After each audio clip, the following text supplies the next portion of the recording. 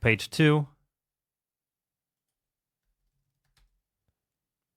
But apparently it didn't change anything. Maybe we just have to turn off the hot module reload. Let's try that.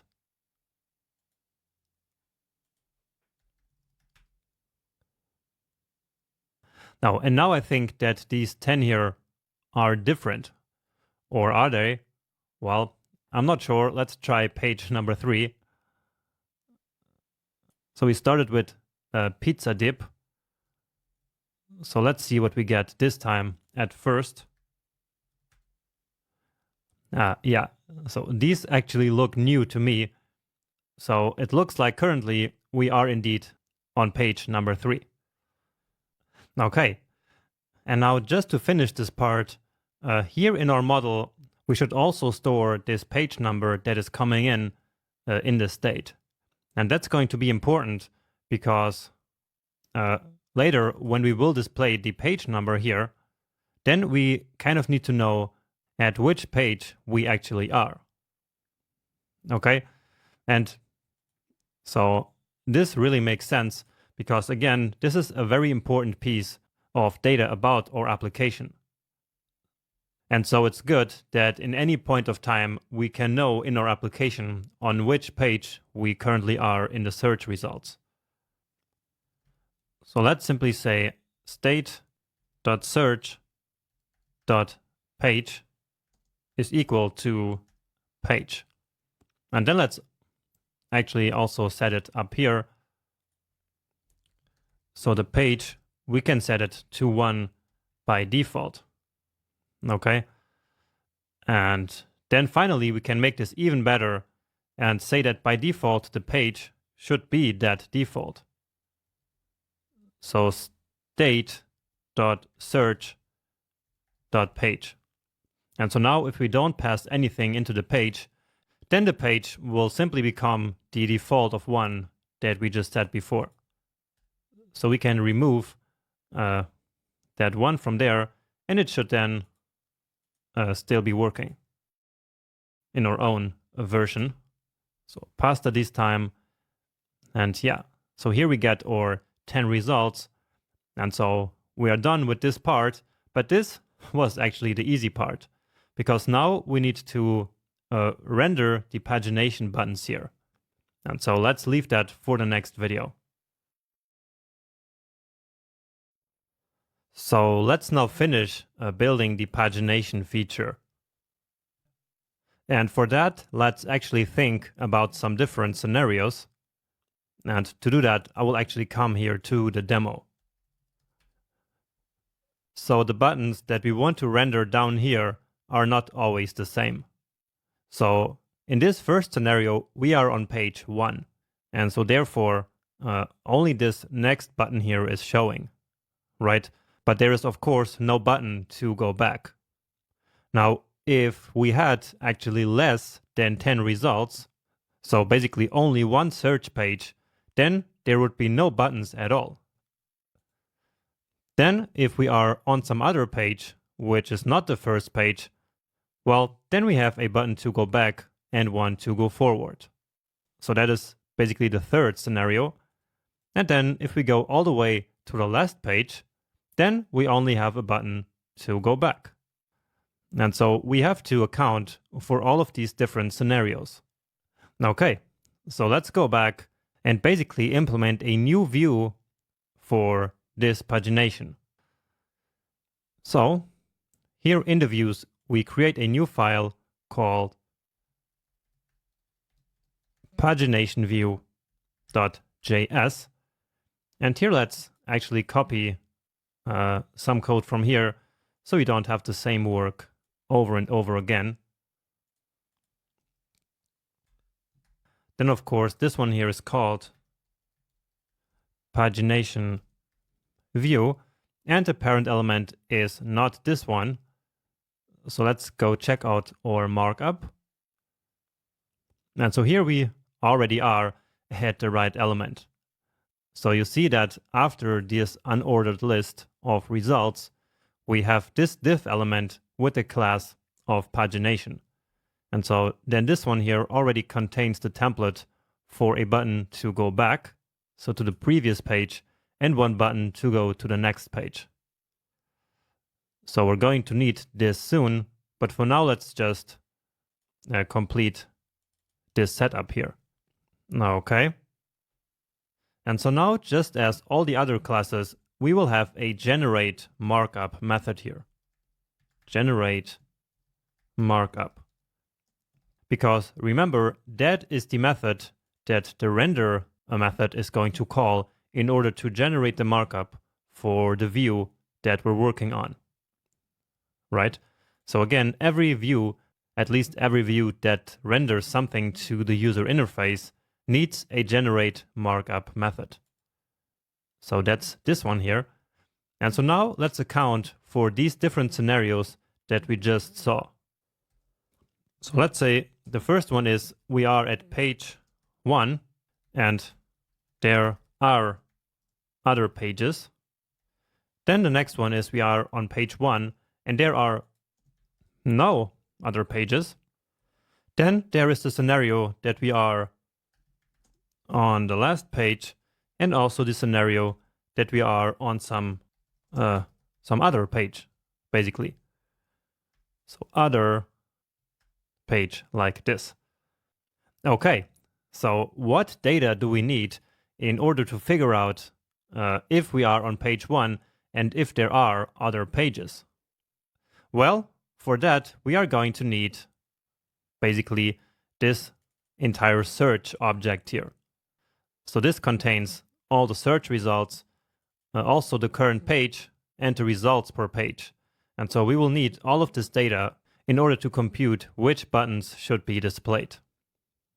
All right.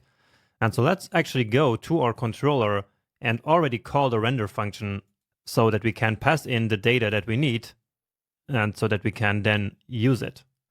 And well, when do we actually want to display the pagination? Well, it is actually right at the moment when we are also displaying the search results. So we will actually do that right here after displaying the results. So we get the search query, load the search results, render the results, and then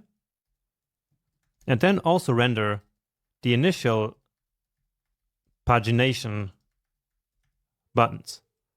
And so now here we actually need to export this view so that we can then import it into the controller. So just like we have been doing in all the other views, we say export default and then a new pagination view object. And so then we come here and import that. So results becomes pagination. And now, of course, that view has a render method on it. So pagination view dot render, and here we need to pass in basically the entire search object. So state dot search, and actually that's model dot state dot search.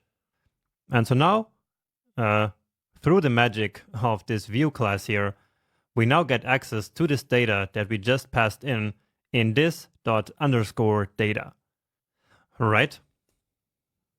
So right here, this dot underscore data is now the entire search results object, basically.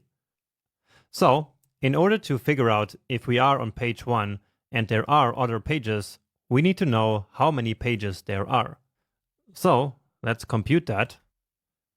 So const num pages. And how do we actually know the number of pages? Well, basically we need the number of results divided by the number of results per page, right? So for example, if we had 60 results and 10 results per page, then we had 6 pages. So the number of results comes from this dot data dot results. So let's check that in the model here again.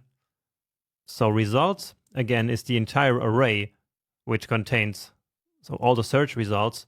And then we also have results per page, which is this configuration constant that we set to 10.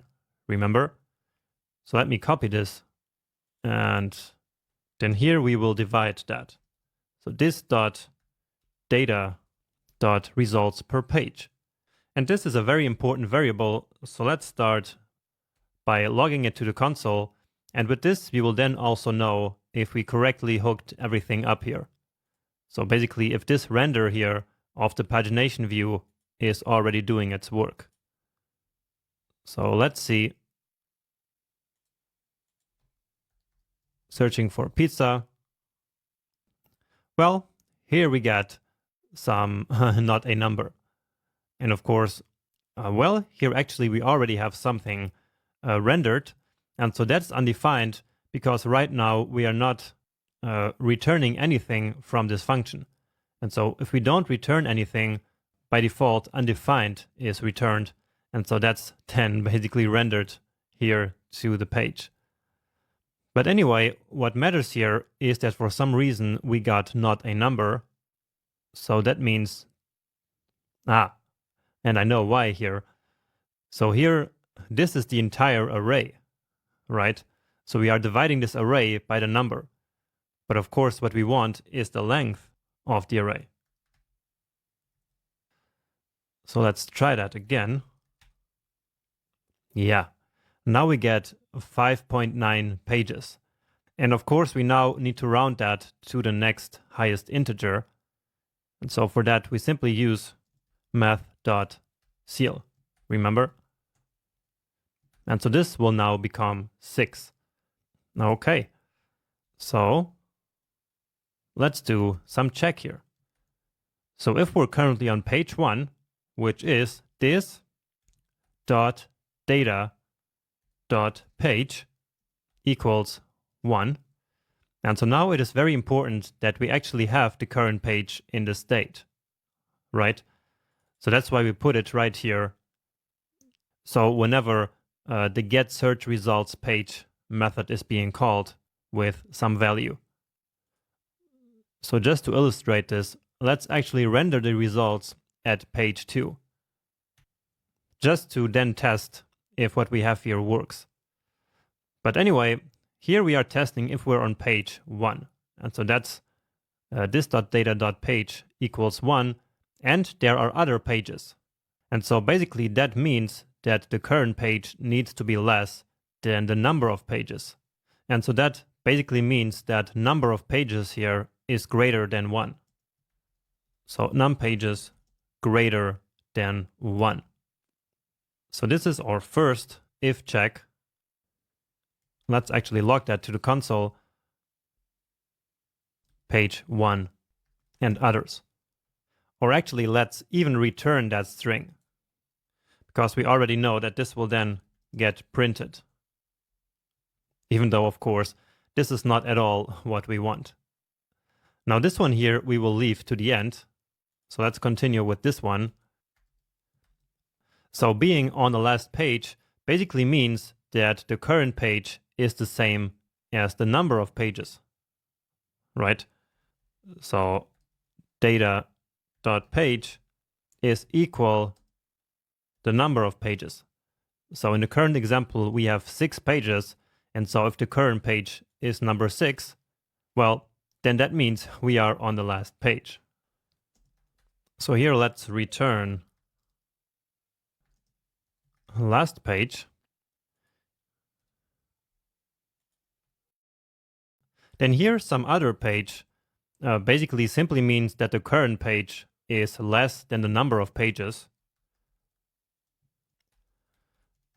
And if any of what I'm saying doesn't make sense, then probably the best thing to do is to pause the video and think about this on your own. So that's always my advice. So basically reflecting on what I'm saying is usually the best solution to really figuring out what exactly it is what I'm doing here.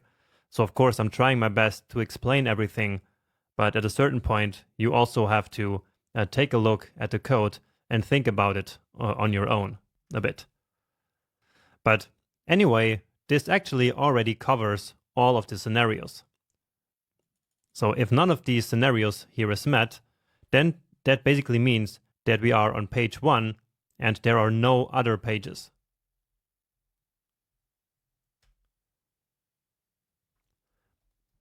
And so in this case, we can return only one page. And actually, that is not really true, because let's say that we only had one, so that num page would be 1, then actually this here would also be true. So here we have to add the same as before. So num pages needs to be also greater than 1. So then we are really on the last page and need to render some other buttons. So, but to test this, let's keep in mind that we are currently on page 2. And so therefore, we want to now see other page rendered. So let's see. And indeed, there we have other page. Now let's try page number 6.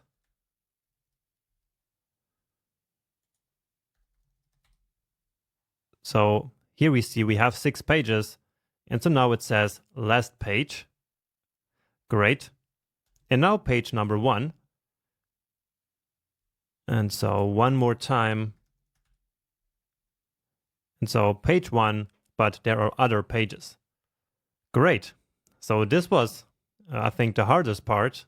So figuring out these different scenarios. And now all we need to do is to create the markup. So let's come here to the HTML and grab this code. So this is the code for going to the previous page. So when do we want to go to the previous page? Well, for example, right here on the last page, right? So here, in fact, we only want exactly that one button.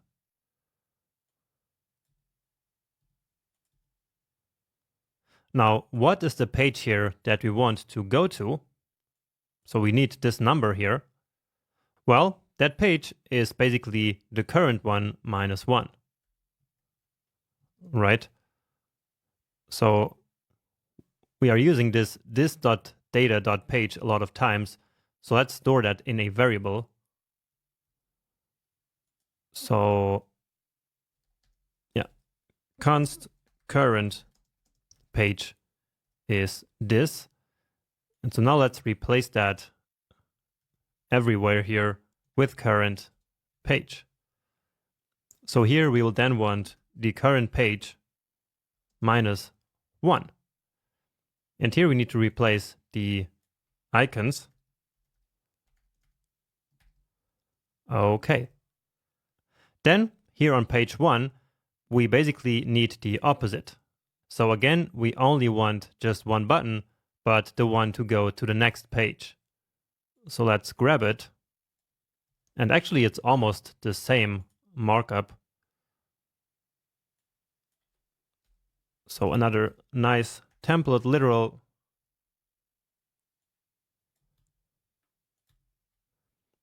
And now here it says page 3.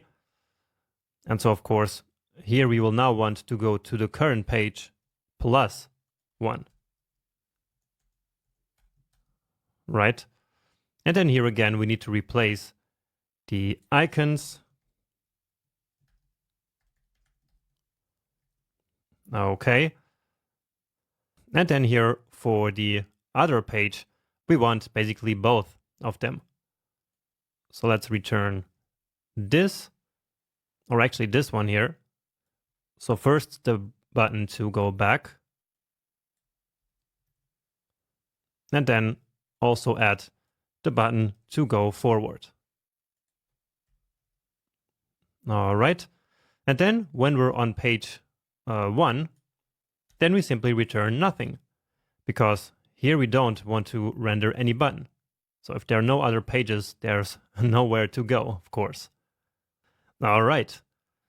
So let's see what page we are currently on. So page 1. And so that should render. And so that should render then this button here. So saying page 2. So let's see. And indeed, page 2. Now, of course, if we click here, then nothing is going to happen. But for now, that is not the point. Let's try page number 4 now.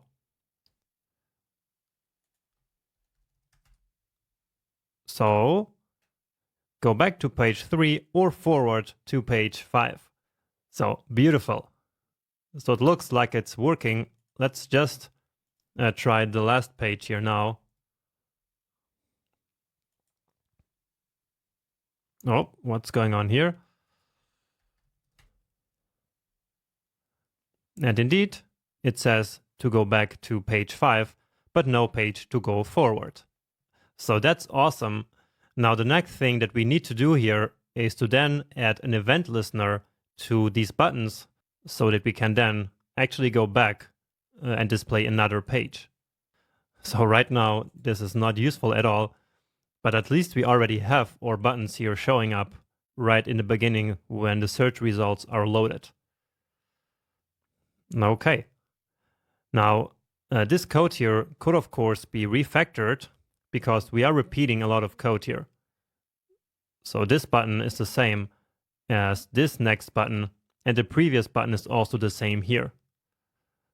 Okay, so we could refactor that, but I will actually not do it here and instead leave it for you as a challenge. So you might create a method called, for example, generate markup button, and then refactor that code in that method. But here, I'm not going to waste any more time, and instead I will go immediately to adding the event listener. Now, just like before, we need to use the publisher subscriber pattern, just like we did, for example, here in the recipe view.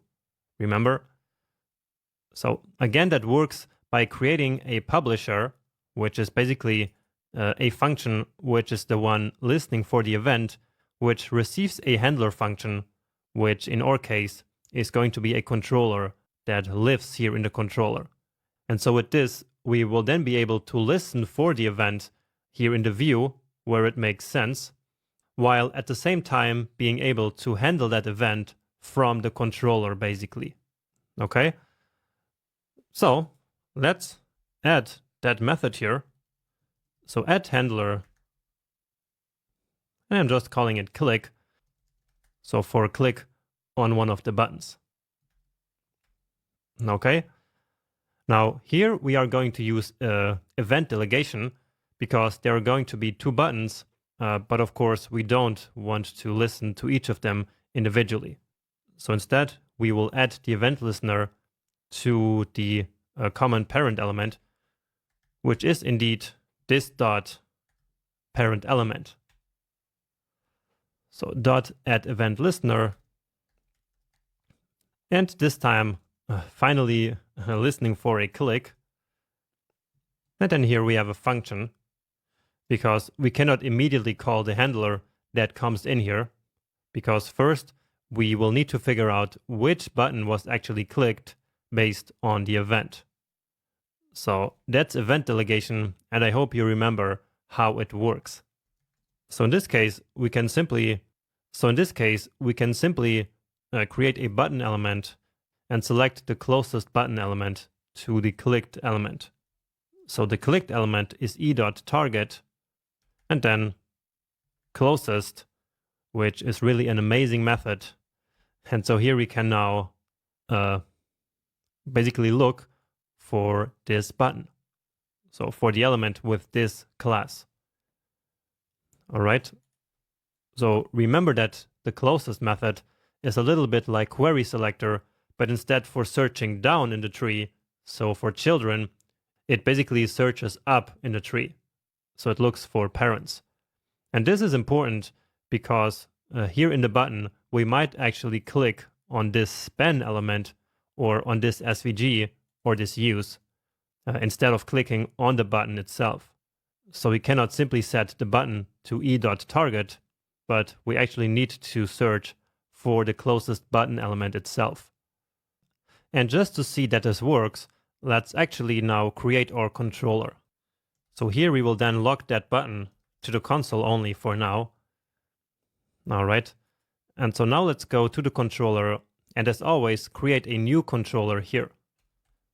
So basically, this is the controller that will be executed whenever a click on one of the buttons happens.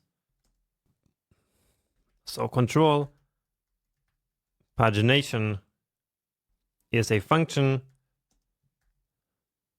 which for now doesn't really do anything. Let's just call it patch controller. So simply logging this to the console. But what matters here is that now we call the pagination view and add handler click. And so this will then, of course, call this function here, which in turn will call add event listener so that we can start listening for the click event on this pagination element. Okay. Now here we also pass in the handler. So that's control pagination. And so just again to check if everything is working, let's simply also call that handler right here. So once we click on the button now, we should see this button logged to the console, and then also the handler function should run, which is of course this one. And so that should then log patch controller. So let's see. So looks like we're still on the last page. Let's click, and yeah, so everything works as expected. We have the button correctly selected, and it also says pagination controller. Great. So now we have the click on the button, so it is correctly selected. But why did we actually select the button? Well, we need a way of knowing which is the page where we need to go now. So it says here page 5, but how will JavaScript know that it should now actually display the results of page number 5 here? Well, this is where we one more time need to basically establish a connection between the DOM and our code. And so remember that we can do that using the custom data attributes. So what we will do here is to create a data attribute on each of the buttons, which will contain the page that we want to go to. And so then in our code, we can read that data and make JavaScript or make our application go to that exact page. And so this is basically the final piece of the puzzle. Okay, so here in our button, let's now add that data attribute. So data, and I'm going to call it go to. And so the page we want to go to is exactly the same as this one. So basically exactly the same that it says in the button text itself. So now let's copy that everywhere. Here it is page number -1. Here again -1. And then here on this, it is page +1, right? And so then here we can actually get that number, of course, from the button. So let's call it go to page, and it is button dot data set dot go to. And then let's log that to the console. All right. And actually, let's go to some other page. So basically start this here on page 4, just so we have 2 buttons. Very weird what's happening here with the scroll. But anyway, here we have now the buttons for page 3 and 5. So let's click. And indeed, here we have the 5. And we also successfully read the 5 here. Now you see that this is here like kind of in this white, while this here is purple. So remember that purple here means a number, and so this is still a string, and so we will need to convert that. But another thing that I wanted to show you is that, of course, we can also click outside of one of the buttons, right? And so then here the button is, of course, null, and we get an error by trying to read the data set. So let's first convert that value we get from the user interface, but all of this should only happen if there actually is a button. So yet another guard clause here saying if there is no button, then return immediately. Okay. So let's try another one now, pasta. And if we click now, then here we get the number 3 and here the number 5, right? So what are we going to do now with this number? Well, we can simply pass that number back to the controller, basically. And then in the controller, we can finally use that number to actually render the results on the page that we want by using, again, this method here. All right. So these pagination and results controllers are kind of intertwined.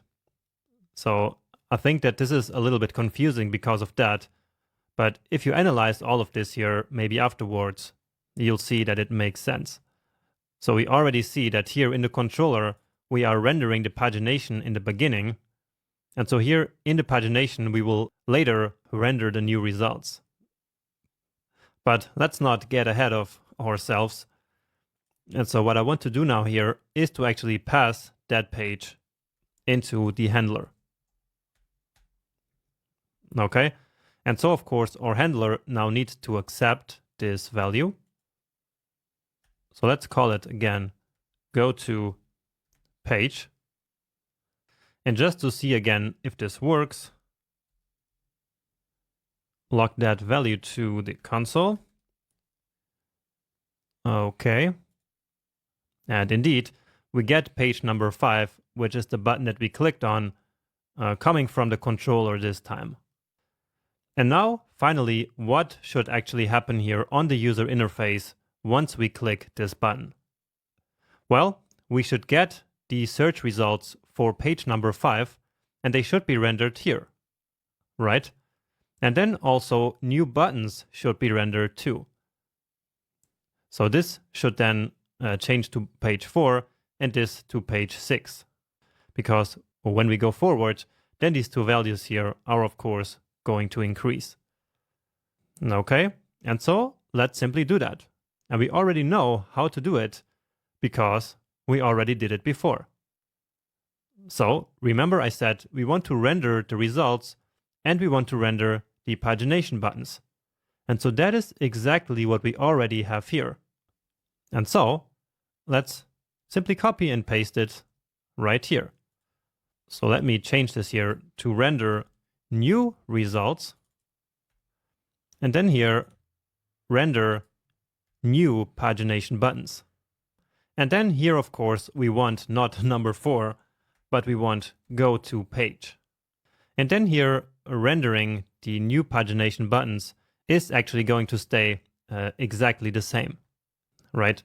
So when we do this here, so get search results with this new page, let's say 4, then here in the model, state.search.page gets updated to that new value, right?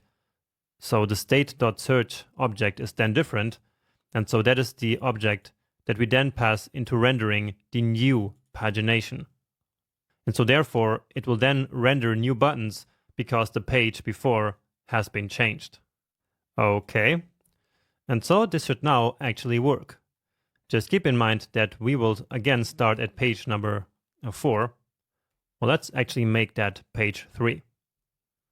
Oh, and before actually checking out the results, I just wanted to say that this actually works because renderer will basically overwrite the markup that was there previously. And the reason for that is that we here have the clear method.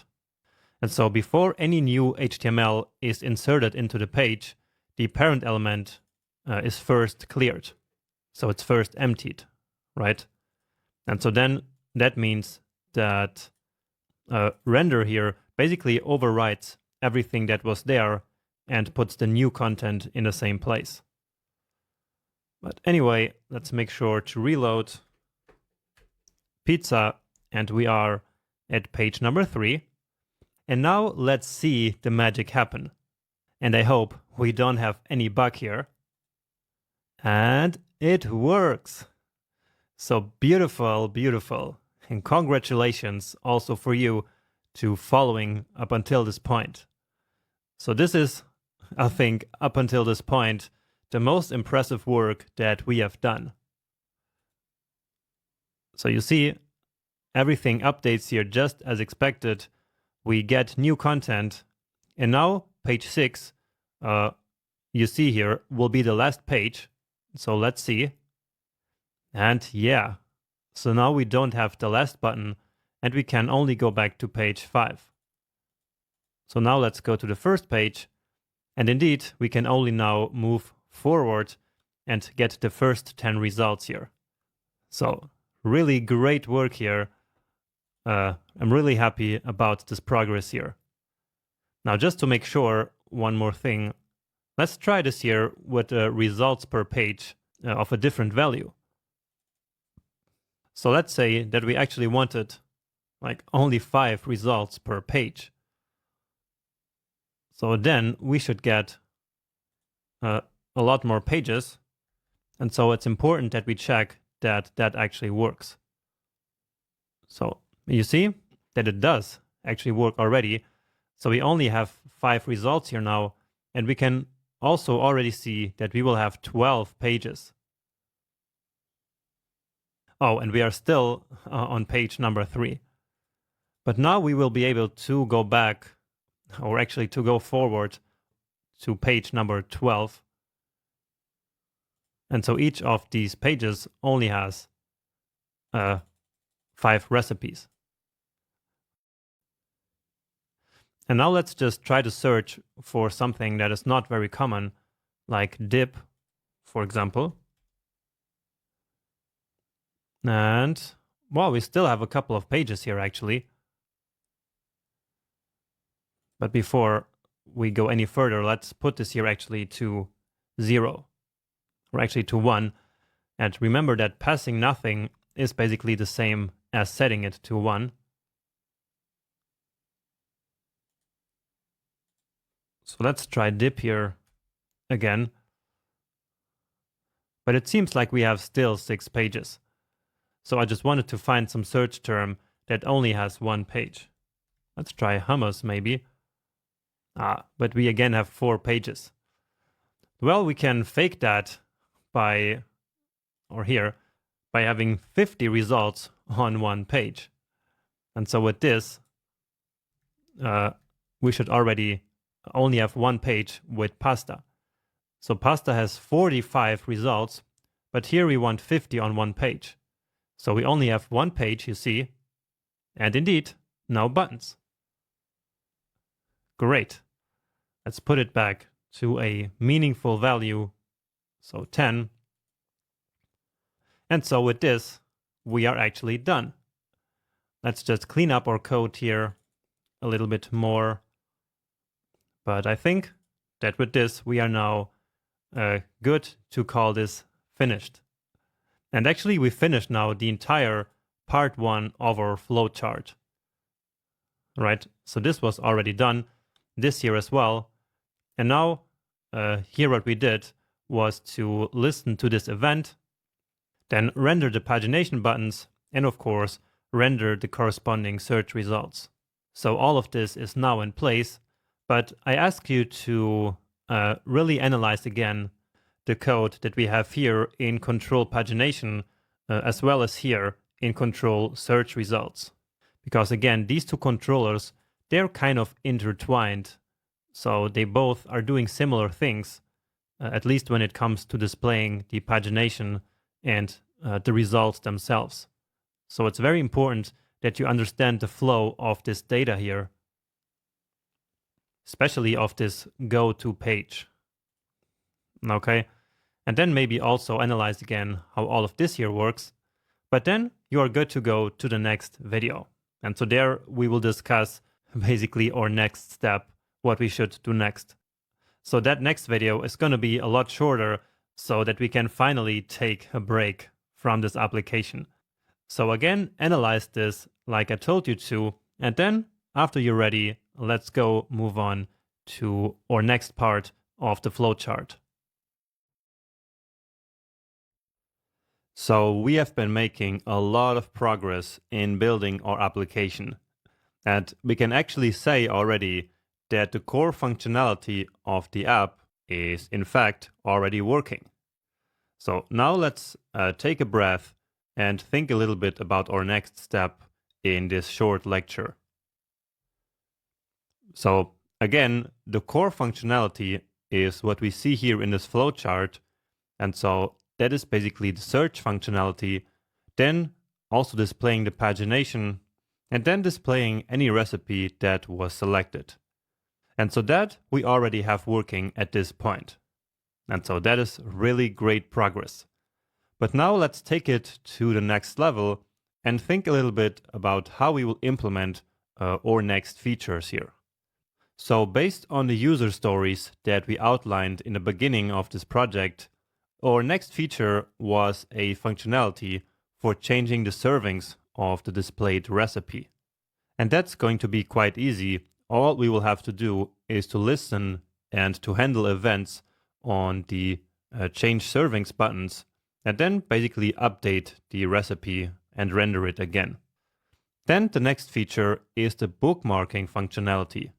And this is going to be yet another one that will be a little bit complex to implement. So let's see what we have here. So starting with the event here more on the left side, whenever the user bookmarks a certain recipe, then we want to render that bookmarks in the special bookmarks panel, and we also want to update the button in the recipe. And so basically we will then re-render the recipe. Now then, whenever the user clicks one of the bookmarks, and so that's the other event down there, then we want to render exactly that recipe that was clicked. Okay, so here we will need two events, and by the time we reach this functionality, we will of course see in more detail how it's going to work. Then next up, we want to be able to store this personalized bookmark data in the browser and also read it back when the page is loaded for the next time.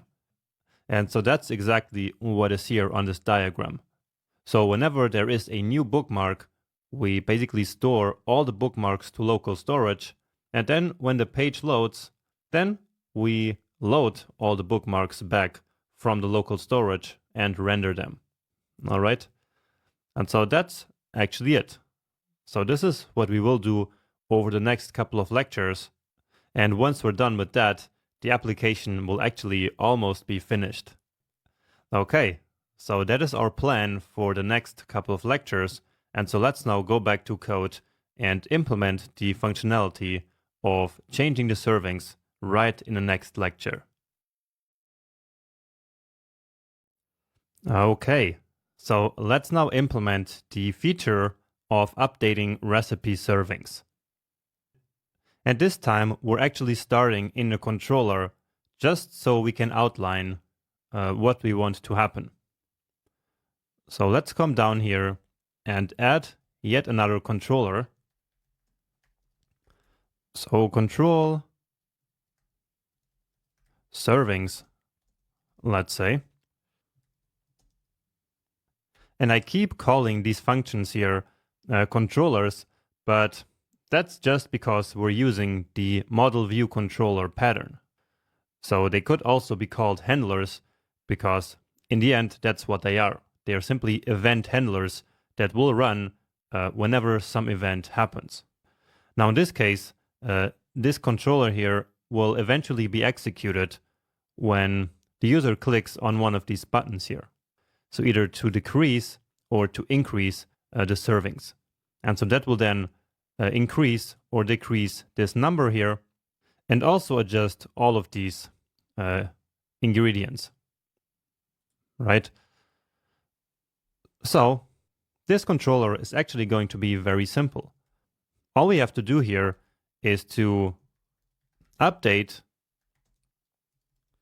the recipe servings, so in the state, so basically updating the underlying data. And then all we have to do is to update the view as well. So actually updating the recipe view, because that is of course the view that will be impacted by controlling these servings.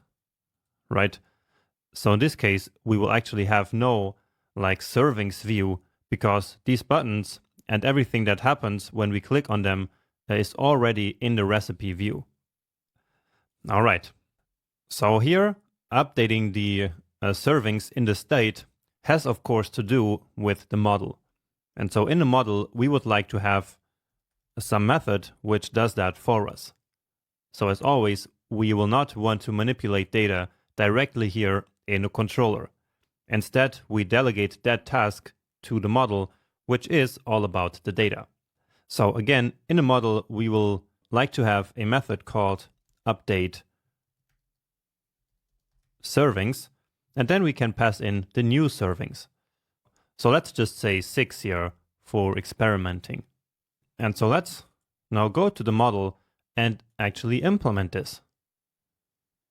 So load recipe, then results, and here we will have the update servings function.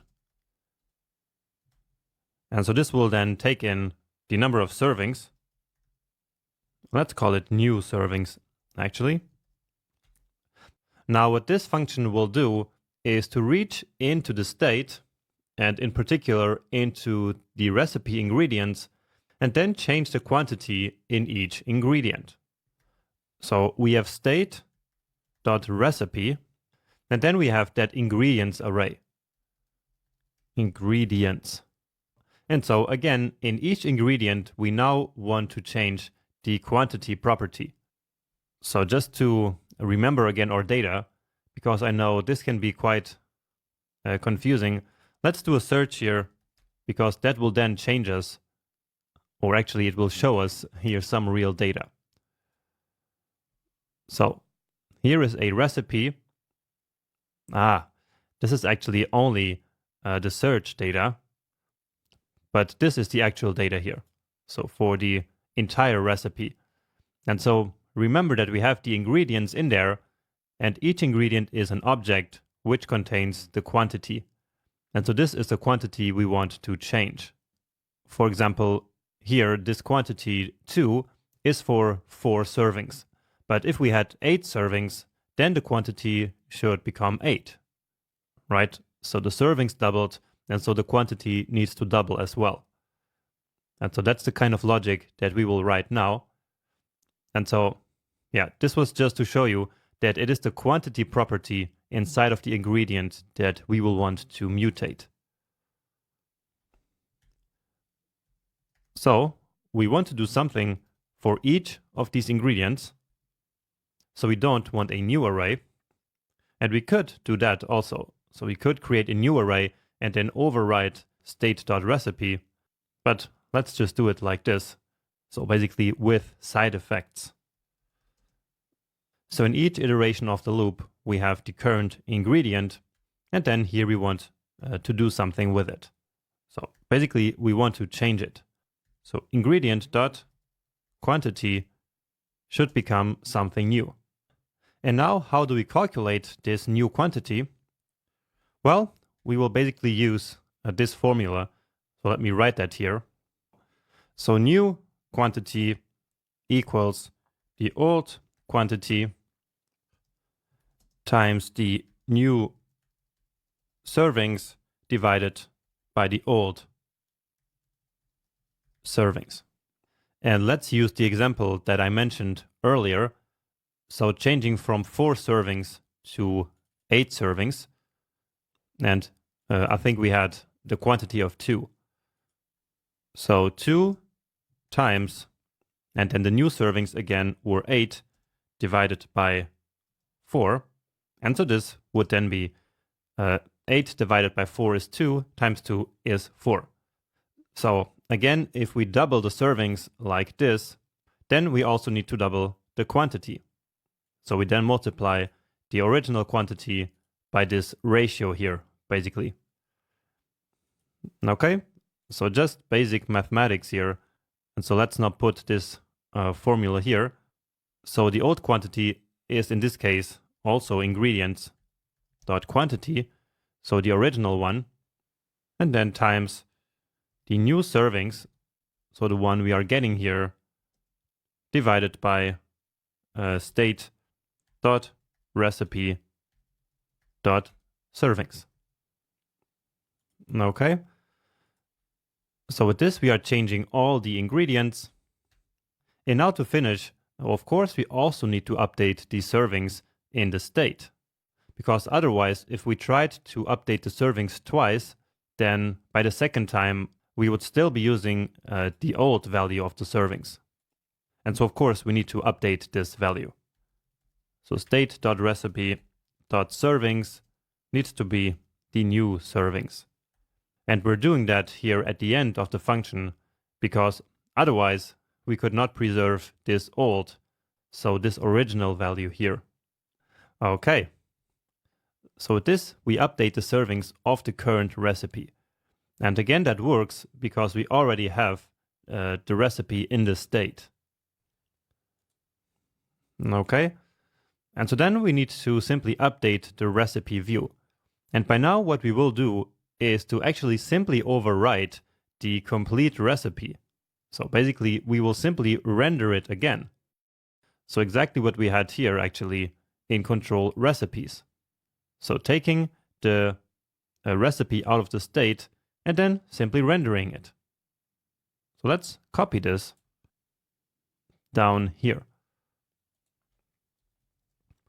So we do that because we don't want to manually go ahead and change all of these values here one by one. So we would have to select this element and this element and this one, and then manually change all of that. And the same here for this value, right? And so we don't want to have all of that work. And so for now, we will simply, update this entire element here again. So this entire view. Okay.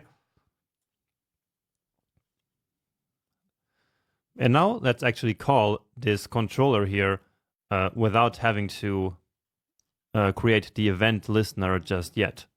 So just to test if everything is working. And so let's do that after all of this. So here in the init function at the end, we call control servings. And so with this, we can guarantee that there is already a recipe loaded. So let's actually use the example of 8 here so that we double the values. And well, that's not really working. There seems to be some kind of bug here. Oh, and for each is of course wrong here, but we also have some other problem here apparently, which is that we are trying to read for each on undefined. So let's first fix that small error. So it's called for each. And then that other problem actually comes from the fact that we are doing it wrong. So we are not taking into account the asynchronous nature of our application here. So basically here we are trying to control the servings simply after registering these handler functions here. But by that time, no recipe has yet arrived from the API.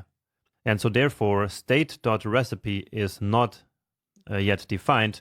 And so here we are then trying to read ingredients from the recipe that doesn't exist. Okay, does that make sense? And this is actually a great demonstration of the pitfalls of working with asynchronous JavaScript. So if we really wanted to test this here right now, we could probably do that right here after we control the recipes. So basically after the recipe is loaded.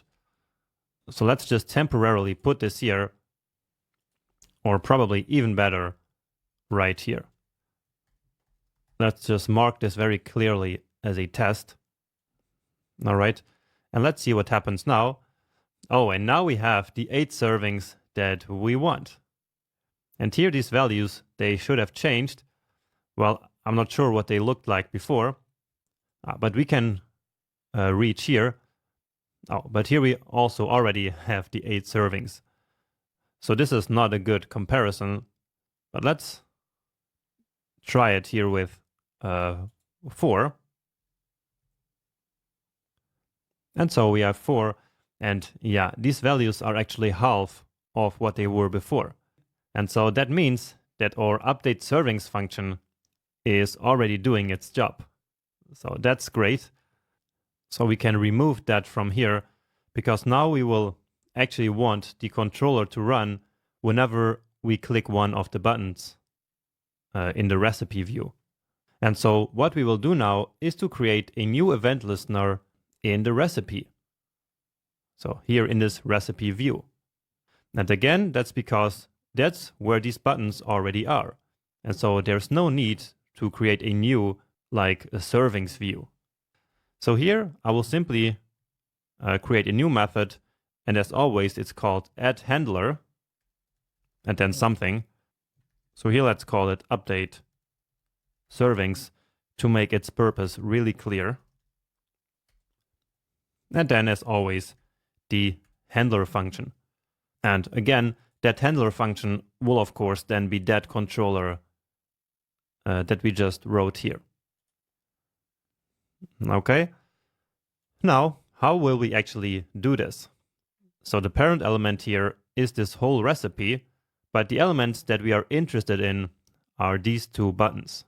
So these buttons increase servings and button decrease servings. And the class that they have both in common is this button tiny, right? Now each of these buttons also has some elements inside of it. And so, yeah, the best way of doing this is actually once again doing event delegation. So we already have the parent element, and so we can listen for events on that one and then check if the click target was one of those buttons. And so this is actually going to be very similar to what we did in the last video with the pagination buttons. So add event listener, click, and then here again we want to actually select that button element that was clicked or not. So here we then use again event.target, which is the clicked element, and then once again we use the closest method, which is I think I've said it before, an amazing method, which is really, really useful for event delegation. And so again, we are looking for elements with the button tiny class. So button tiny, and that is important because the user might click actually on this, so on this SVG element instead of the button element itself. And so then that will basically look for the closest button tiny, right? But of course, if we're clicking outside of any of these buttons, then this closest will not return any element. It will return null. And so we need to check for that, just like before. So if no button, then return. But otherwise, let's simply, for now, log it to the console. And so now we need to connect this here with the controller. And so let's do that. So and let's actually do this here. So keep it close to the other recipe view.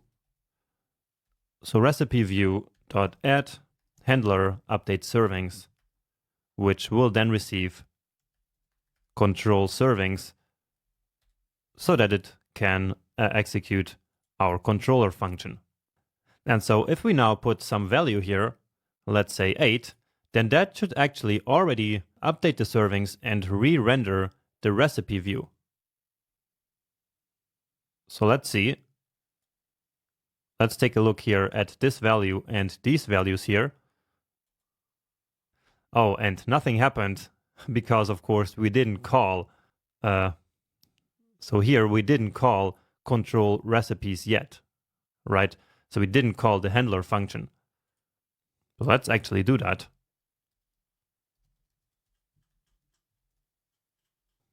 All right. And you see that the number here changed to 8, and here all the values changed as well. So that's great. Means again that our update servings function is doing its job, and the same can be said for control servings. Now we can also see that the correct button here was selected. Now it's actually not showing it anymore here, but that's probably because the DOM was re-rendered here. And so this new button is not exactly this button that we have here. But that doesn't really matter because all I wanted was to check if the selection was correct here. And it was. So let's try that again now with the increase button and watch again what happens with the ingredients. Okay, and so here we got the button increase servings. Okay, so we're almost done here. Now all we want to do is of course to decrease the value when we click here and increase the value when we click the plus button. And so we don't want to always set the value to 8, but instead do that dynamically. And there are multiple ways in which we can do that. So let's think about this a little bit.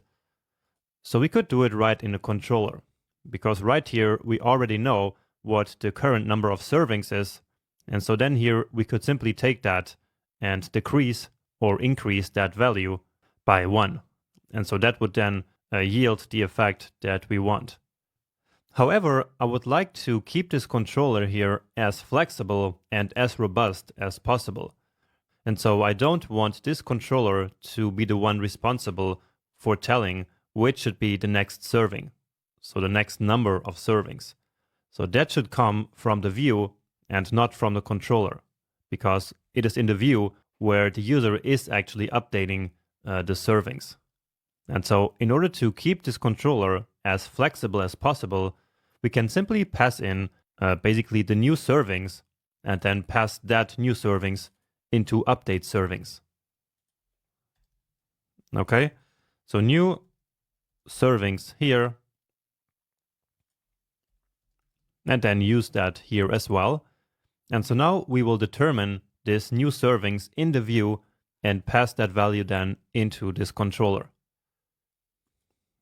All right, but now here in this function, how will we determine the new servings? Well, once again, here we will need to connect the user interface with the code. And as always for that, we use the special data properties. So let's come to our button, or both our buttons, and then add a new property here. And so then we can read the value from that property in the add event listener function. So let's say data update 2,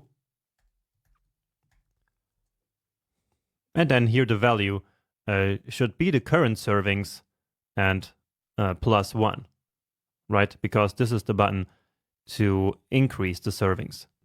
Well, actually both are called increase, but this one has a minus sign. So this icon here is called icon minus, so that means that we are decreasing the value. But anyway, what we want here is basically the current servings minus 1, right? And then in the other button, we want the same, but plus 1. So as I said in the beginning, this is pretty similar to the pagination buttons. And here let's actually change increase that we have in both to update. Okay, and let's then actually use this class to select the buttons, because button tiny is a class that is actually more about styling, and this button update servings is more about the functionality. So let's use that one here. And so now we can read, of course, that value. So const update 2 equals the button dot data set dot update 2. Right, so here update 2 as well, and it has this camel case here because when there is a dash in the property name, then that will be converted to a camel case notation like this. And here we can actually use destructuring, so that makes the code even cleaner. Then we can pass that value here to update2, and that's it, right? Now here we just need to convert that to a number, but besides that, we should be good to go. So it should be working now. So instead of changing to the hard-coded value of 8 we had before, let's see what happens now. Oh, we get undefined servings. So let's try to understand what's happening. But at least the button here was correct. So the value used to be 4, and so the plus button that we clicked had the data update2 set to 5. Okay, so here let's simply check the value of update2. Maybe we did something wrong in getting that value. Yeah, it looks like that is undefined. So let's go back and check what's going on here. But it looks correct. So update2 is not spelled wrong. Am I right? Update2. And so, well, let's try to get rid of the destructuring, but that shouldn't be the cause. Update2. Oh, and actually that should be the cause because of this conversion that we have here. So I was trying to convert plus button dataset and then trying to get update2 from there. So I'm sure that now it will work, but let's see. And yes, it does. So now we get the number there. So beautiful. And you see the values changing down there. And everything works correctly. Now there's just this flickering of the image here, but we will take care of that in the next lecture. For now, let's experiment and see what happens here at a certain point. So here we reach 0 servings, and then we go even further down. And so this, of course, doesn't make any sense. So we need to add a check here. So basically, we only want to call the handler if the number we will update to is greater than 0. So we don't want to update to 0 or anything below. And so then, in that case, we simply don't call the handler. Okay, now here let's put it back to destructuring like we had it before. So I really prefer that. And then I will simply do the conversion from the string. So right now this is a string. So I will simply convert that here and also here. Can also get rid of this console.log here to make the function a bit cleaner. And so let's see again. So it keeps working here. But then as we reach 1, it doesn't go any further down. Okay, so beautiful, that works, but we're still using this kind of hack of updating the entire view here at once. So remember, here in the controller, in order to basically update the recipe view, we are simply rendering it all over again. And so that takes some time, especially noticeable here in the image. So you see, I think it's basically trying to download the image again. And so that means, of course, trouble. And so in the next lecture, we will develop a simple algorithm which will basically only update the DOM in places where we actually want to update the markup. So only, for example, this number here and these numbers, and leaving everything else the same. So without re-rendering everything. And that will be a lot of fun, and so let's go do that next. In this lecture, we will develop an algorithm which will update the DOM only in places where it actually changed. And remember that that is necessary because right now, as we update the servings here, then that will always basically re-render the entire recipe view here, right? And so we can see some flickering around the page. Well, right now it's not really happening for some reason, but you saw that in the previous video where every time that I would update the servings, it would then basically reload this image, which would then cause a short flicker. And having to re-render the entire view, so all of these HTML elements, is actually a bit overkill, and it will put too much strain on the browser. So it will create unnecessary work, and so therefore let's now create an update method that we can use in this situation. All right. So again, here instead of calling the render method, we actually want to be able to call an update method. So let's duplicate this line here or comment it. And so here we want to call update. And of course, the update will still need all the data, just like the render method. But again, the difference between update and render is that the update method will basically only update text and attributes in the DOM, so without having to re-render the entire view. And so let's now go to the view here, because we will want this update method to be available on all the views. Because actually we will use this in multiple situations in this project. So actually not just here for updating the servings. But anyway, this is called update, and it receives also some data. Here then, let's get this same check here. And also we will want to do these two parts. And that is because, well, once we update the data, we then want the views data to become that new data. And we also want to generate some new markup. So let's actually call this here the new markup. And this will basically be the entire markup as if we wanted to render a new view. But again, here we are just going to update the markup. But for doing that, we still need the entire markup so that we can then compare it to the old markup, basically. So again, what we will do here in this method is to create new markup, but not render it. So instead, all that we're going to do is to generate this markup and then compare that new HTML to the current HTML, and then only change text and attributes that actually have changed from the old version to the new version. Okay? So here we now have the markup, but that is just a string.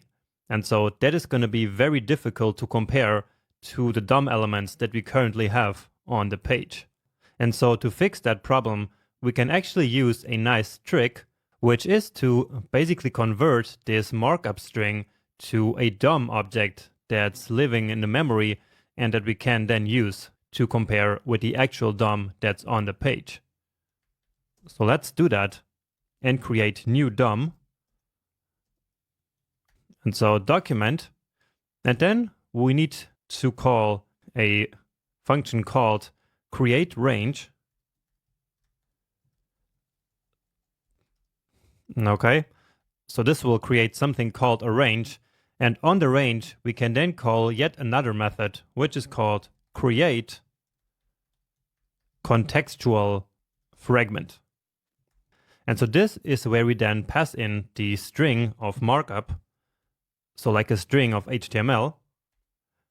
And so as I said before, this method will then convert that string into real DOM node objects. So basically, new DOM here will become like a big object, which is like a virtual DOM. So a DOM that is not really living on the page, but which lives in our memory. And so we can now use that DOM as if it was the real DOM on our page. And so we can do something like this. We can say new elements, and then we can take that new DOM, and then on that we can call query selector all, and select all the elements in there.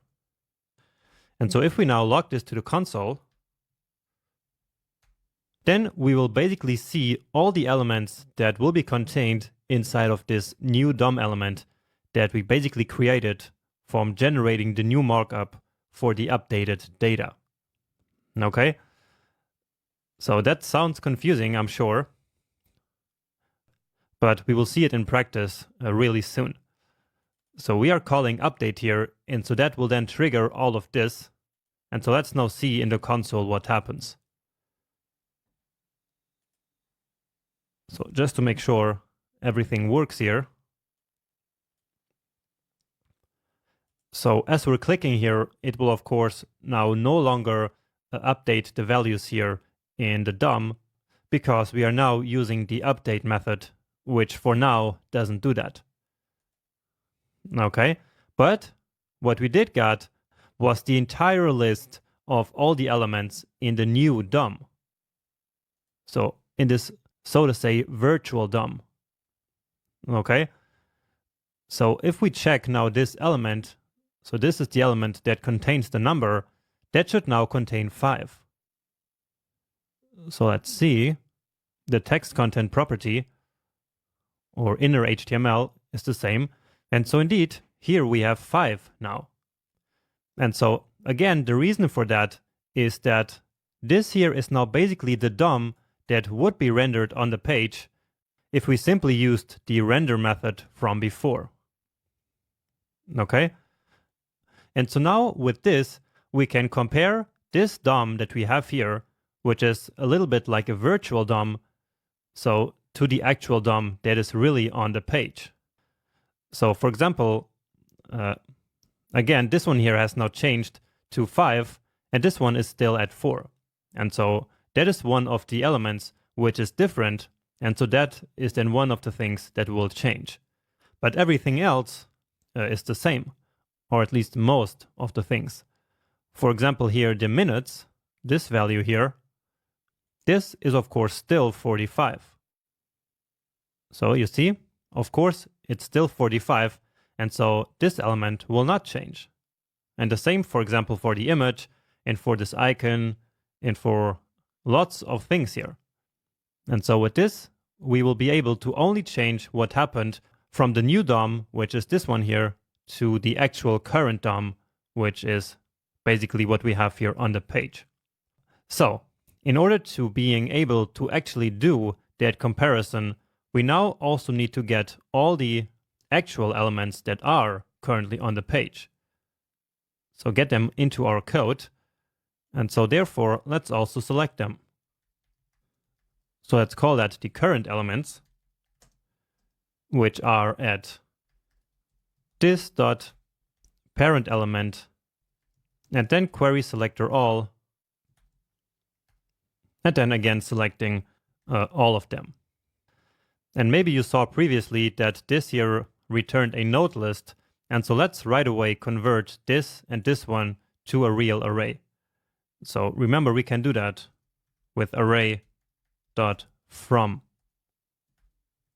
All right. And so let's actually now do that comparison. Well, I mean, only visually in the console for now.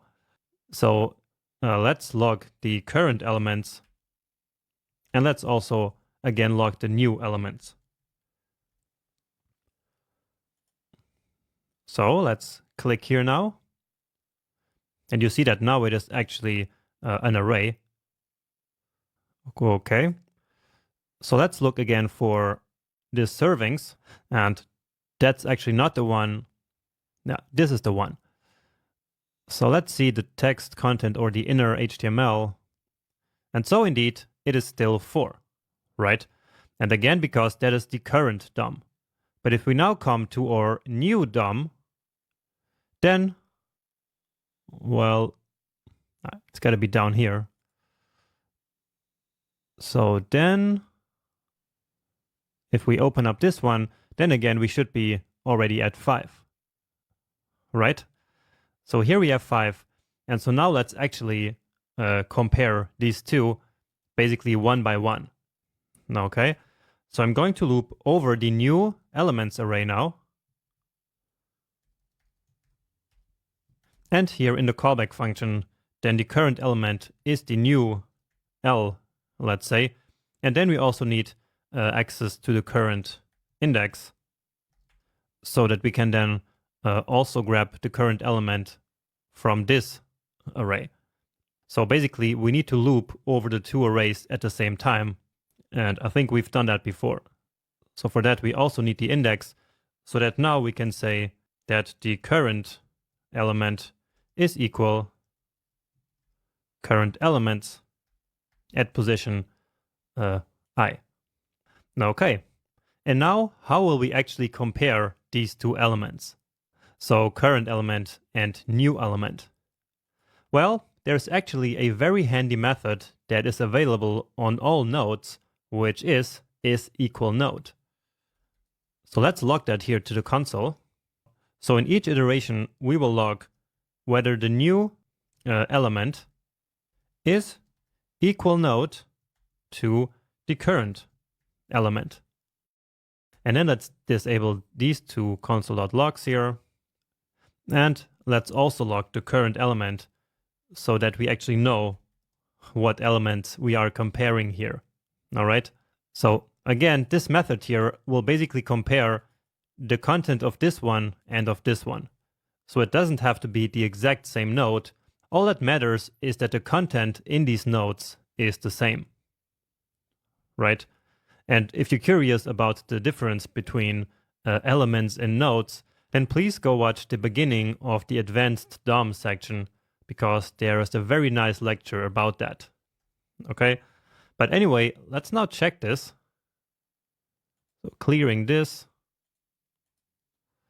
And so a lot of things happened here. And so you see that most of these nodes are actually the same. Let's go all the way to the top here. So these here are all the same, so you see true, but here you also see false. So basically this entire container is not the same as before because something inside of there changed. But let's actually go to that detail. So here it is. So here this is now false because this current element here is now different from the new element, which will have 5 servings. And the same here for these two buttons. So this button and also this button, because this data attribute in there will also be different. So if we are on page 5, then this here will update to 6 and this one to 4.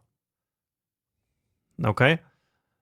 So again, we have this to false because the current element is at this point different from the new element. But the same also happens on all the parent elements of that. So it happens here in recipe info, and then, as we saw previously, also in this whole container. Simply because the 4 in there changed, and so that means that this entire container is of course different to what it was before.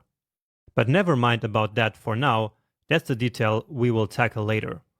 For now, let's use this knowledge here for our advantage and do something in this situation.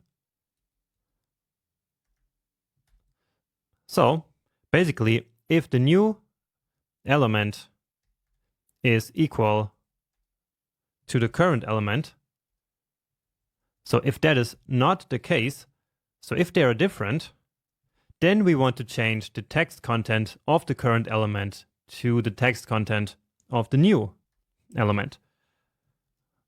Right? And so this essentially is updating the DOM only in places where it has changed, or where it was about to change. So current element.text content, and remember that this current element is the actual element that is currently on the page. And so that is the one that we want to update, so to mutate. And its text content should be the same as the new element dot text content. However, now we will get a problem, as you will see. So let's click here. And indeed, some replacement was done, So you see we now have 5 servings, but again the problem here is that we now basically replaced the entire container here, because here there was already some change. And so then right away the entire text content from this parent element was taken and replaced. And so of course this doesn't work. So instead of what we're doing right now, we now need to find a way of determining if the element only contains text, because that is the only thing that we want to replace. So again, what we want to replace is only this one here, because this here contains only text. Okay? So how can we do that? Well, there is yet another very nice method, or actually property, that is available on all nodes. And let me actually show that to you on the MDN documentation, and it is called node value. So this is the one, and so the value of node value will be null if the node is an element, or really most of these things. But if it is text, then we actually get the content of the text node. And so we can now use this to our advantage. So besides checking for this, we can now also do another check. So of course the elements still need to be different, but now we only want elements that are actually text. So this is how we can do it. So new element, and now we need to select the child node.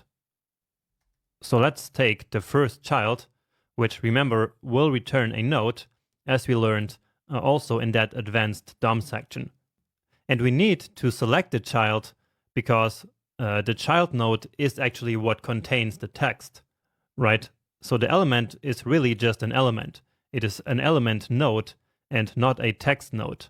And so what is in fact the text is the first child node. And again, we talked about that in the advanced DOM section, which I hope you remember. And so now we can take the node value here. And so if this is text, this will then be some kind of text here. And so this text should not be empty. So different from an empty string. And actually, let's also trim any white space here. Okay. And so with this, it should work. But I'm sure this is, again, a little bit confusing. So let's actually log this value here to the console. Okay. Just so you see what this will actually be. And let's log this together with some emoji, just so we can see it in the console different from all the other logs. So by now this should actually already been working, but I want to focus for now only on the log. So you see it already did work here, but let's now go to our logs and all the way to the top. So this here has the explosion, so it's the log we are interested in. And so indeed, it just got the text here out of this element, right?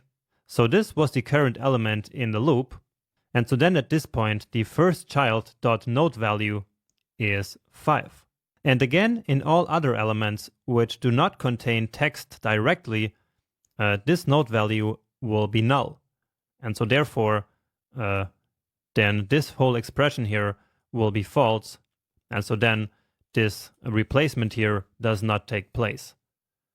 Now here, let's just add some optional chaining because the first child might not always exist. So with this, we make 100% sure that this code is going to work. So let's check it out again here. And so if we click on minus now, you see that only this value is replaced and also these values here, but you don't see any of the flickering or any other weird effects here because there is nothing else that is being replaced. It's only really this text. Everything else is staying the same.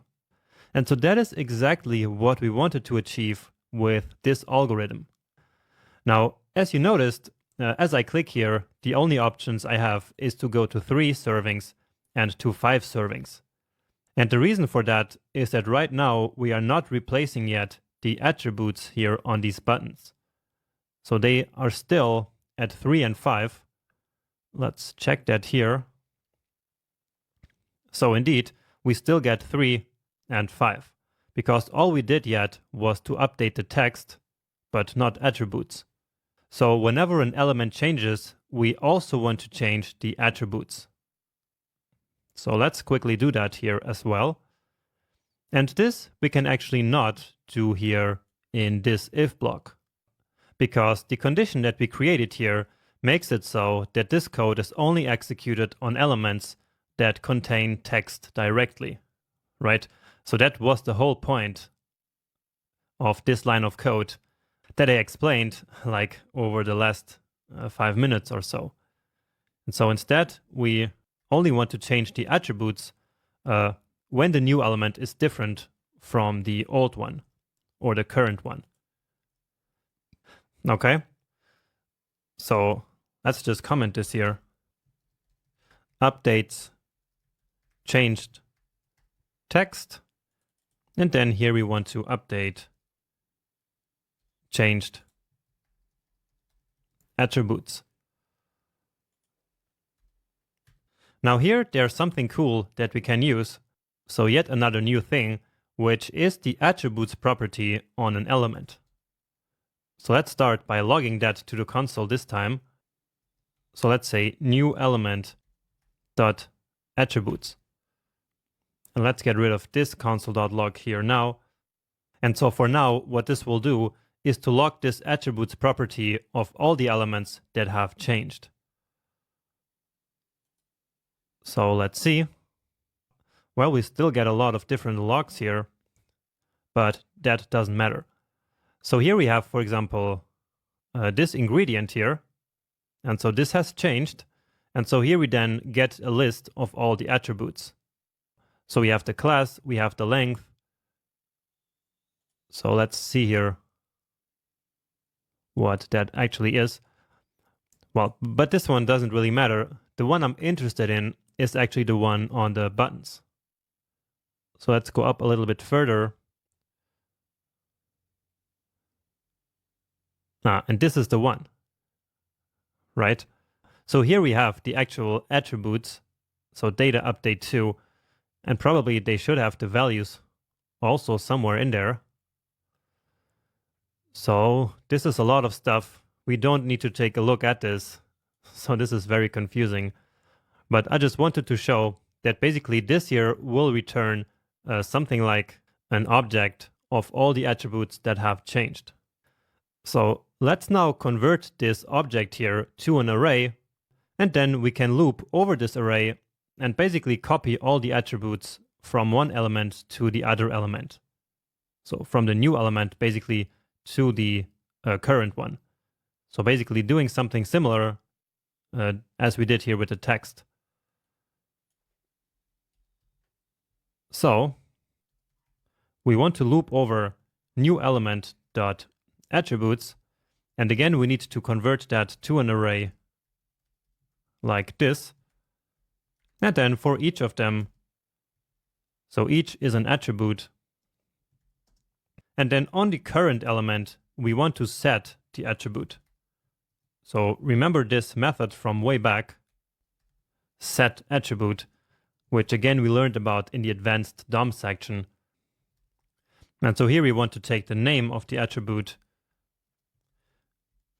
and the value. Okay? And maybe just to make this a bit more clear, so right now this kind of comes out of nowhere. So let's also log this to the console so we can see what we're actually looping over here.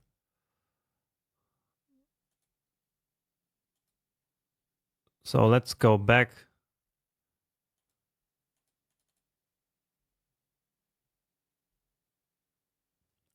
And so here is that array. And so here we have the class and data update 2. And so now let me actually show you the name. So that is the name. And let's do it for data update 2, which is the one we are actually interested in. So we will take that name and set it to the value, which is 4.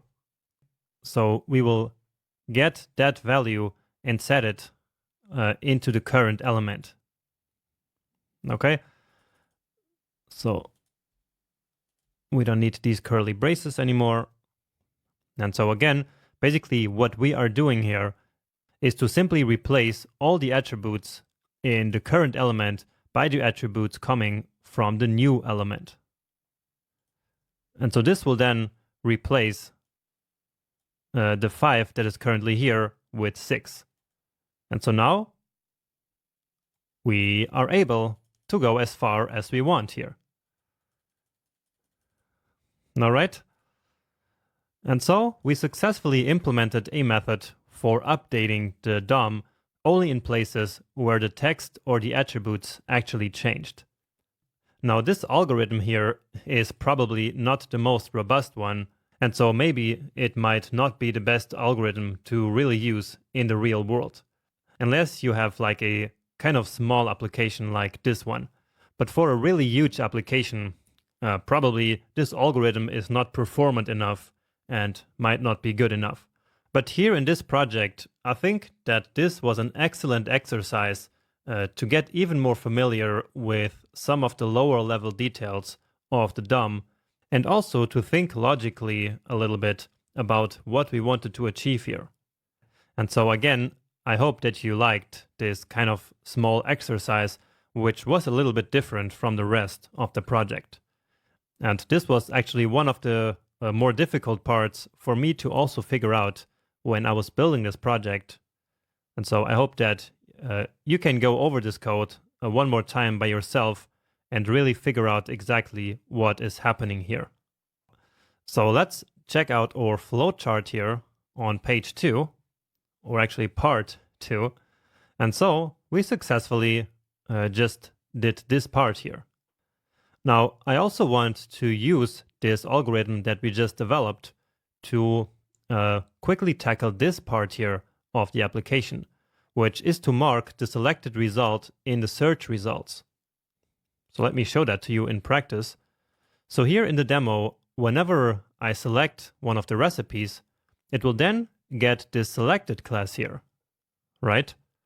And so then when I move out the mouse, it will stay selected. And so that's a nice touch that we are currently still missing here, right? So of course it doesn't stay selected. And so we can now use this update algorithm in order to update this entire search results view whenever we click on one of these results. And so let's go implement that. And we actually need to start with the view here.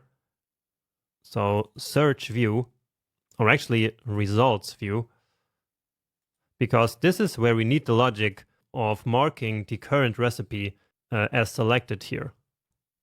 So the link that is selected will get a special class here. Let me show that to you here in the results. And so that is this one here. So preview link active. And so here we want to give that class to this anchor element here if this result ID is basically the same as the current ID in the URL. Okay, so let's start by determining that ID. And so remember, that is at window.location.hash. And then we want to take everything except the first element. So basically starting to read from the first element. Okay, and now here we want to conditionally add that class. So we can write a simple template literal here. And I'm right away putting the class here. And so here we want to say, if the result ID is the same as the current ID, then the result of this expression should become this class name. And otherwise, then simply an empty string. All right. And so now here in the controller, So the controller for the results, so search results, or actually in this one here, so the one controlling the recipes. So here we now want to update the results view. And let's do that right at the beginning, right here. Let's say 0 results view to mark selected search result. And so that's going to be results view dot update. And then here we want to pass in the current page. And so remember, that is model dot get search results page. Okay, so basically we are doing here exactly the same as this here, but instead of using render, we use update. Okay, now it would also work with render, and let's first see that.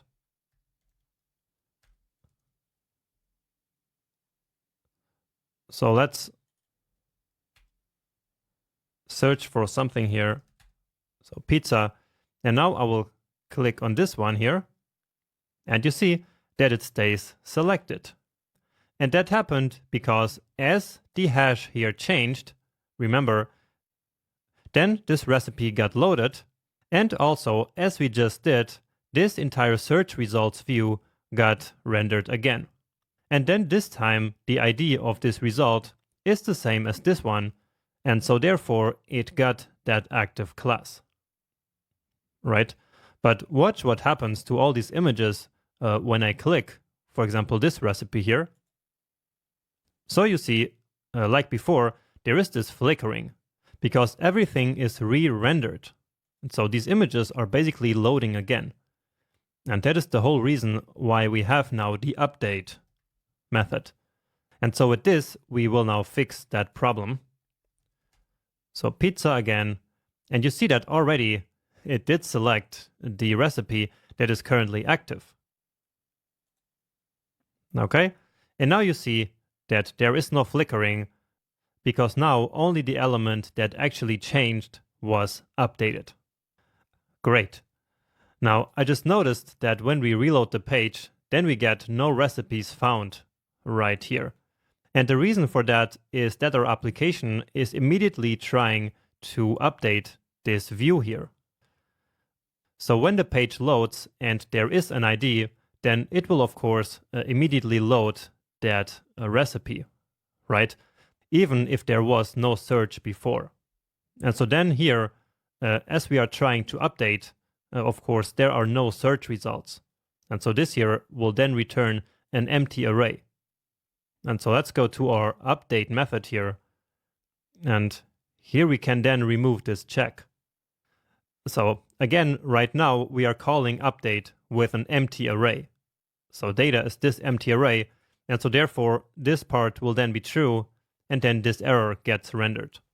And this doesn't make sense. So let's remove that. And so now that error is gone. And now immediately this one here gets selected. And so everything keeps working the same. All right. So we just did a big step towards improving our application even more and making it even more user-friendly. And it was a lot of work, but I really hope that it was worth it for you. And with that being said, let's now move on to the next feature, which will be to implement bookmarks. Welcome back, and I hope that you're still having fun in this project. Now, the next part of this project is going to be implementing bookmarks. And so that's what we will do in this lecture and the next one. Okay, and let's start again with a look at our flowchart here. And so in this video, what we will do is simply basically adding a handler to the recipe so that then the user can bookmark the recipe. And then that will re-render or update the recipe with the bookmark button then updated. And for doing that, there's actually a lot of stuff that we need to implement. So there's a lot of work for us to do. So let's get started. And actually, before we get started, I think we should actually also see this in action. So here in the demo version. So let's say that we are here on this first recipe. And when I click this recipe, I then want this icon here to change, right? And so this is now bookmarked. So when I then go to the next result, then of course this bookmark here is back to being empty. But when I go back to that recipe that I had bookmarked, then it is back to being filled. And so this means that the current recipe is indeed a bookmark. Then in the next lecture, we will take care of also displaying all the bookmarks up here. All right, but that's something different. And so for now, let's take care of the core functionality of being able to bookmark a recipe.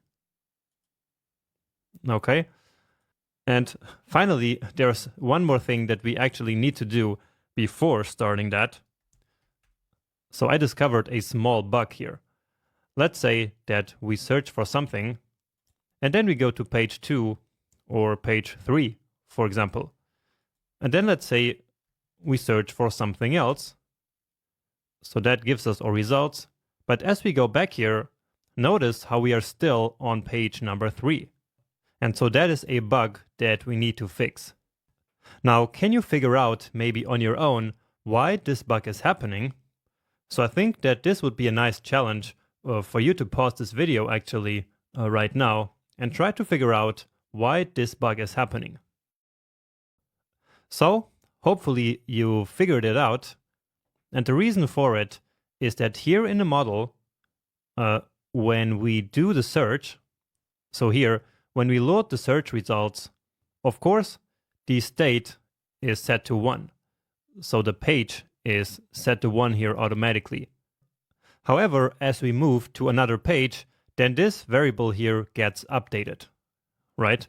But then when we search for something else, we never reset this page to 1, right? And so that's what we have to do right here where we load the search results.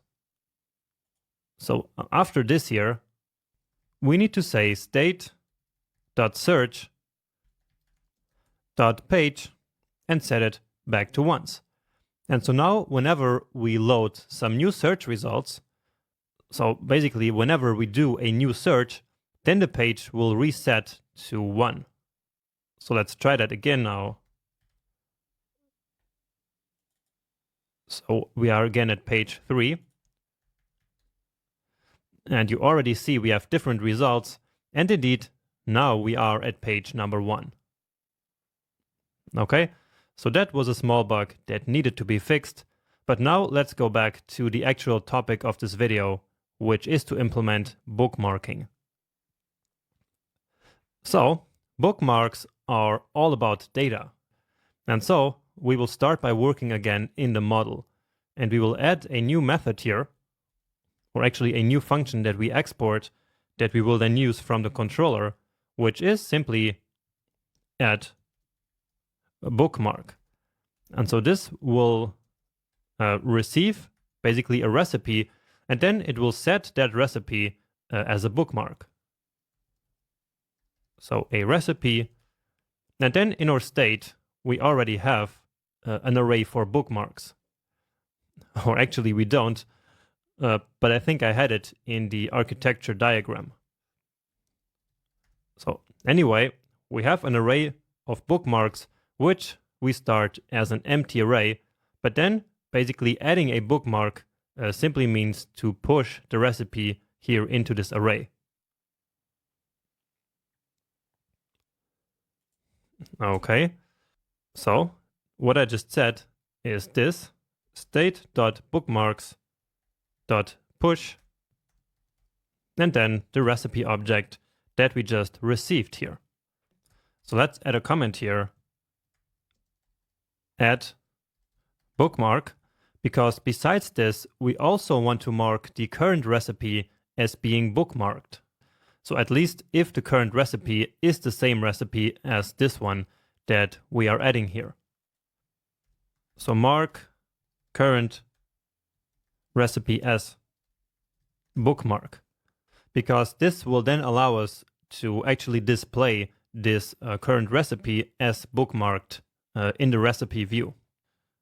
So we can say if recipe.id, so the ID of the recipe that we passed in here, is equal to the ID of the current recipe, so the one that is currently loaded in our application, which is state.recipe.id. While in this case, we want to say state.recipe.bookmarked should be true. So basically setting a new property on this recipe object. So for now, that is the add bookmark function here. And so now let's create a new controller. So a controller for adding a new bookmark. So control add bookmark. And so here, let's now try to add a bookmark with the current recipe. So model.state.recipe. And then let's also immediately log that to the console so that we can see that it is actually marked as a bookmark. And now, of course, we need a way of calling this controller function. So when will that happen? Well, it should happen when we click on this button, right? So this bookmark button. And right now, the icon here is actually wrong. So let's start by fixing that here in the recipe view. So where is that? Here. So here it should not be fill. For now, it should simply be the empty icon like this. All right. Now the name of this button here is button round, but let's add another class here. So let's say button bookmark. And so now we want to listen for clicks on this element. However, to keep this view simple, I will not select this element. So at least not directly. And instead, I will once again do event delegation. So here let's add another function called addHandler. And here add bookmark, which as always will receive a handler function, which in this case is going to be the controller we just created a minute ago. So here, this dot parent element dot add event listener click, and then our function here. And so in fact, this is really necessary because the element that we are trying to select, so this button with this class of button bookmark, does actually not exist by the time that the application is loaded, right? So basically by the time that the page starts, this element does not exist. And so it's impossible to add an event listener to an element that doesn't exist. And so that is yet another great use case for event delegation. So we do exactly what we do here, which is to simply listen for the event on a parent element and then try to figure out if the click actually happened on the element that we are looking for. So once again, we will do a button element here and then e.target.closest, because one more time, the user might actually click on the icon element, so on the SVG that is in there. Okay, and if there is a button, or let's actually say if there is no button, then return, so the same guard clause as always, and otherwise call our handler. So this was pretty straightforward, I believe, because we have done this many times before. Okay, and so now all we have to do is in the controller module to call this method here, right? So recipe view dot add handler add bookmark, and then we pass in control add bookmark. And so then when we click the element that we just selected, then we will add the current recipe as a bookmark and will log also that current recipe to the console so that we can see that it was actually marked as bookmarked. Okay, so let's reload just to make sure. Let's click the button. And did anything happen? Oh, yeah, I think it just, locked this object here. So let's see. And here we have it. So bookmarked is now set to true. Great. So an important piece of the work here is already done, but now we then want to render here this icon as filled. And so let's go back to our view and basically say if bookmarked is true, then render the filled icon, and if not, then simply render this one. So that should be easy enough. So not here in the view, of course, but in the recipe view where we generate the markup. So yeah, this is the button here, and this is the icon that I'm talking about. So here, when the recipe is bookmarked, we want to add like this fill part. And so we can simply say this dot data, which is the recipe, dot bookmarked. So if so, then here create a fill, and otherwise nothing. Okay. And now finally, to actually make this work, of course, we will also have to update the entire recipe. So recipe view. And so this is why we created that update method before. And so now again, this method is coming in very useful because otherwise we would have to re-render the entire page, or actually the entire view, which wouldn't make a lot of sense. Because with this, we will only update the element which has actually changed. And so here then again, we need to pass in the data that we want to update. And so that's model.state.recipe once again. Okay. And so now as we click here, let's see. And indeed, the button was updated. Now we get all of these logs here. Let's take them out. That is in the view. So that's this one here. Great. So here let's now search for something.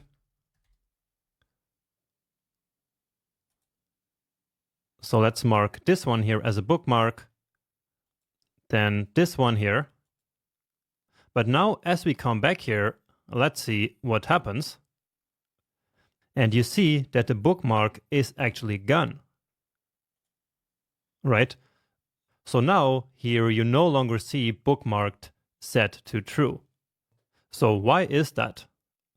Well, as we load each new recipe, it will always be loaded basically from scratch. So it will be loaded from the API, right? We are not loading this recipe from the bookmarks. And actually we won't do that, but what we will do is to now use the data that we store in the bookmarks array in the state to basically mark any recipe that we load as bookmarked if it is already in the bookmarks array. So that probably sounded more complicated than it actually is. Okay, so let's go here back to the model and then to our function which loads the recipe. So that is this one. So here then, as we get all this data and store it in the state, then what we can do is to check if there is already a recipe with the same ID in the bookmark state.